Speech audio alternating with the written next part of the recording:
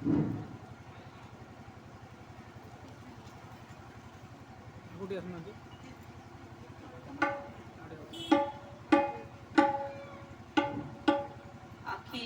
भूमंडलीय सर्वश्रोणी मुनि समाज की, उपस्थित जनता जनार्दन की, उपस्थित जोगी जोगाचार्य मुनि मुनिमती एवं जोग शिक्षक जोग शिक्षयित्री की, आज बहुत खुशी लगुच मते मुनि समाज सत्संग को आसी मनुष्य को आनंद रहा किसी भी टंका लगे ना, किंतु मनुष्य कहीं आनंद रहुनी आज यही कथा को सद्गुरु शिवमुनि महाराज सत्य ज्ञान प्रचार करी से भीतर शब्द शुण बोली कहते।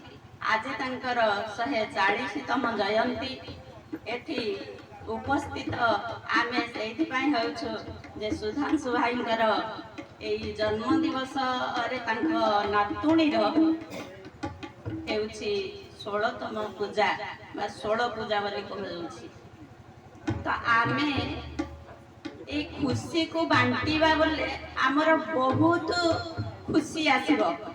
आमे जहा बांटू ताहा बढ़ी जाए, किंतु आमे सब बेले दुख बांटीबा शिखिचे।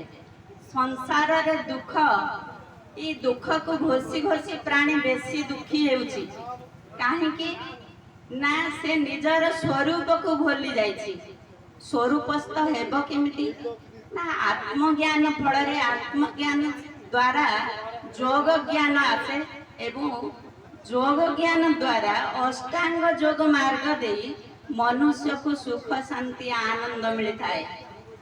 ए सुख शांति आनंद मार्ग मात्र गोटे, किंतु 33 कोटी देवता को पूजा करी ए मनुष्य शरीर को जो माने जलांजलि देउछंती, जो माने पीड़ित करूछंती, जो माने उपास रहुछंती, जो माने व्रत आदि तीर्थ आदि करूछंती, से माने केते दूर भगवान को बा ईश्वर को प्राप्त करूछंती से माने निजे देखंतु आ सत्य को आदर नियंतु।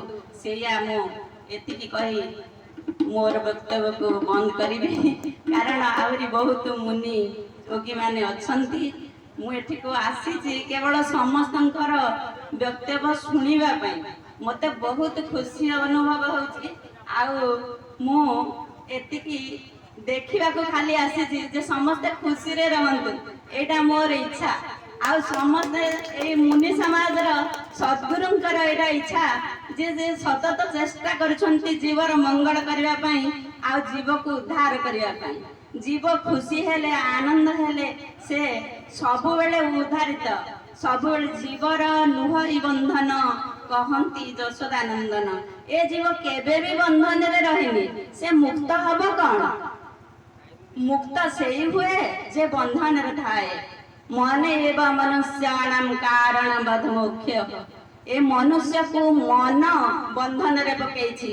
एठी धूप दबा, एठी देवता अछि, सेठी दीप जालिबा, सेठी मुक्ति मिलिबो, सेठी एकी गले एतिकी ढाळ पानी ढाळिले मोर मुक्त हे मु मुक्त हे जीवी।